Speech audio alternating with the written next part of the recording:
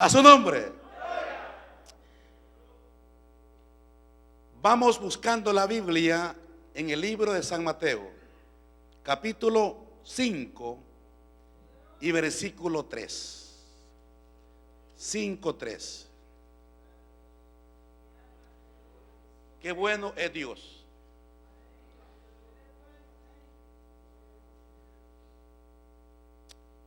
A su nombre la gloria.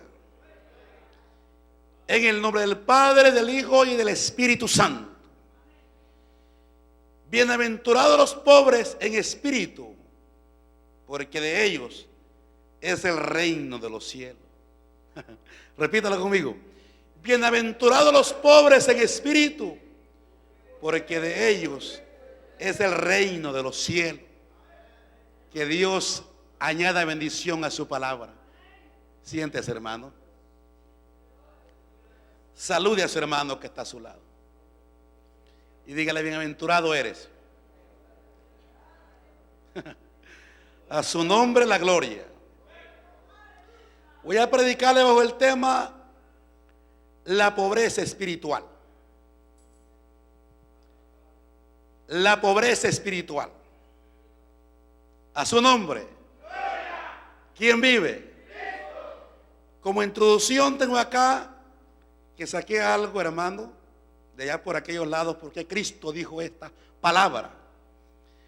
Y dice: en los días de Jesús, allá en aquellos lados en Palestina, habitaban muchos pobres, ¿verdad? Yo dije, no solamente en Palestina, por aquí también hay muchos.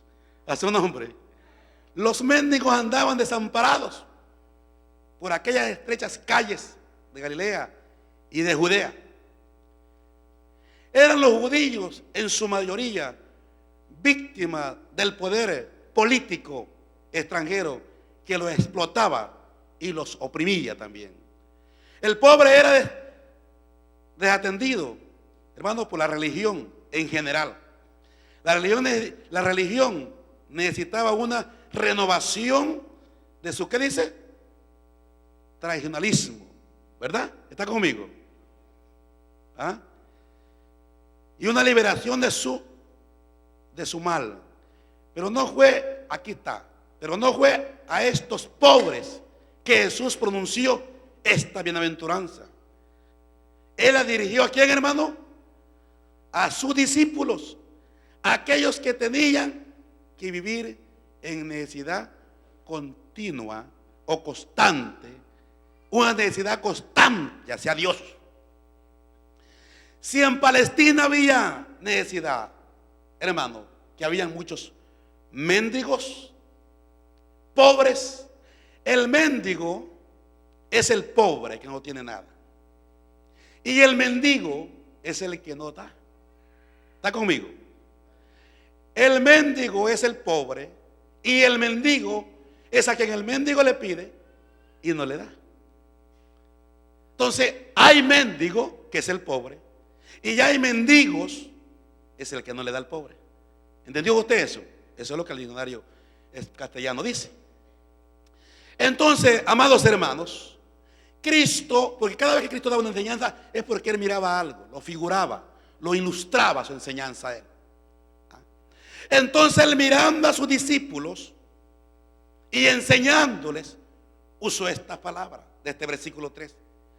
Bienaventurados los pobres en espíritu, porque de ellos es el reino de los cielos.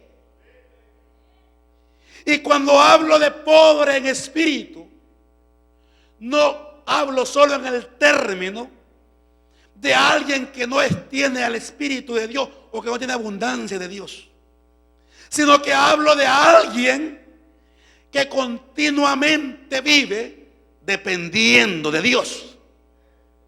Hay una palabra que se llama bajo estima, aquel que se siente por bajo, que cree que no funciona nunca. Hay otra palabra que se llama autosuficiente, que es alguien que ya alcanzó su nivel. Cristo usó esa palabra, más bien el Padre usó esa palabra, dijo: este es mi Hijo amado, en quien yo tengo contentamiento. O sea, que vio que su hijo llegó a un nivel que el mismo Padre dijo, en otra porción dice, en quien yo tengo complacencia. O sea, lo que estoy aclarando en este momento es que no porque la Biblia dice que el pobre en espíritu, dice, es el que va a entrar al reino de los cielos. Pero no quiere decir alguien que no tiene nada de Dios. Repito, sino aquel que depende de Dios.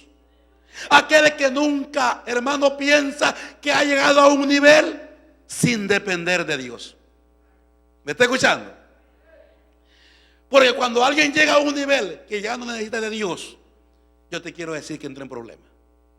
Pero Cristo por eso estaba diciéndole a sus discípulos: bienaventurado aquel que siempre dependerá de mí. Bienaventurado aquel que siempre dependerá del Padre. Bienaventurado aquel que continuamente me esté buscando a mí. Hello. Bienaventurado aquel hombre, aquella mujer que entienda que sin mí nada puede hacer. Ahora, hay otros pobres en realidad, hermano, que eso no tienen nada de Dios. Pero Cristo nunca se refirió que a esos pobres le era dado el reino de los cielos. Al menos que ese que no tiene nada venga a los pies de Cristo y se arrepienta de sus pecados y empiece a depender de Dios. Y te voy a decir algo: ese pobre nunca busca de Dios, de ese otro que te hablo, porque él ni le conoce en ocasiones. Su mente piensa en otras cosas, se ocupa en otras cosas. No así el pobre en espíritu, los que somos hijos de Dios, que siempre, hermano, para levantarlo entendemos que dependemos de Él. En la mediodía entendemos que dependemos de Él. Por la noche entendemos que dependemos de Él. Las 24 horas entendemos que dependemos de Dios poderoso. Pues para esto, hermano, es el reino de los cielos. A su nombre. ¿Ah? En primer lugar, es bienaventurado el que reconoce su pobreza espiritual. Es bienaventurado el que reconoce su pobreza espiritual.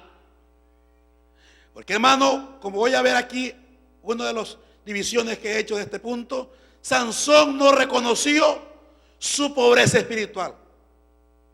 Él no sabía que Jehová ya se había apartado de él. Y la historia de Sansón la conocen hasta los niños, hermano. Porque son historias que se las cuentan a los niños, se las enseñan a los niños. Amén. Entonces yo no voy a entrar mucho en la historia de Sansón. Solo quiero decirte algo un poquito de él. ¿Quién era Sansón? Un hombre que fue ungido en aquellos campos de Moab, dice la Biblia, aquellos terrenos donde se movía. Allí vino el Espíritu Santo y lo ungió a él. Mas sin embargo, hermano, Sansón tuvo tanta la confianza que estaba ungido y que tenía suficiente poder y tenía llenura del Espíritu Santo, que Sansón se fue descuidando y se fue descuidando y se fue descuidando. Y ya conoce la historia de aquella mujer que lo conquistaba, lo seducía para que le descubriese a dónde estaba el secreto de su poder. Hasta el día que él llegó y le dijo a dónde estaba. Usted conoce la historia. Solo quiero decirte esto: él todavía pensó que tenía ese poder. Hay muchos evangélicos que venimos al evangelio, hermano, y somos saturados del poder de Dios. Somos saturados de la presencia de Dios y continuamos en esa búsqueda. Pero de repente como que lo estamos descuidando y descuidando y ya no estamos buscándole, ya no estamos perseverando, hermano. Como que aquello los entró una confianza que Dios los usa. Los hermanos, los cristianos, los inconversos se convierten al evangelio, los enfermos se sanan, hay milagros, hay todo, pero has dejado de buscar de Dios. Y están dejando de buscar de Dios. Y de repente como que llega un conformismo. De que antes leía la Biblia, escudriñaba la Biblia, orabas mucho, ayunabas mucho, hermano, días, semanas y hasta 20 y tantos días de repente.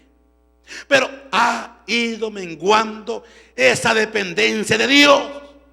Ha ido decayendo esa búsqueda. Y de repente podemos decir que nosotros estamos todavía llenos de Dios. Hello. Hermano, Aquí hay que tener un gran cuidado. Veamos lo que dice en el libro de los Jueces, 16, 20. Jueces 16, 20. Y usted va a ver lo que la Biblia enseña aquí en Jueces 16, 20. Un hombre que usted sabe que con una quijada mató como 1000 hombres en una ocasión. Un hombre que tenía, hermano, una fuerza extraordinaria. Sin embargo, lo que aconteció, 16, 20, y le dijo: Sansón, los filisteos, ¿verdad que sí?, sobre ti. Y luego despertó él de su sueño y se dijo, él mismo pensó a sí mismo, se dijo a sí mismo: esta vez saldré como las otras y me escaparé. Pero él no sabía que Jehová se había apartado de él. Eso es lo más tremendo.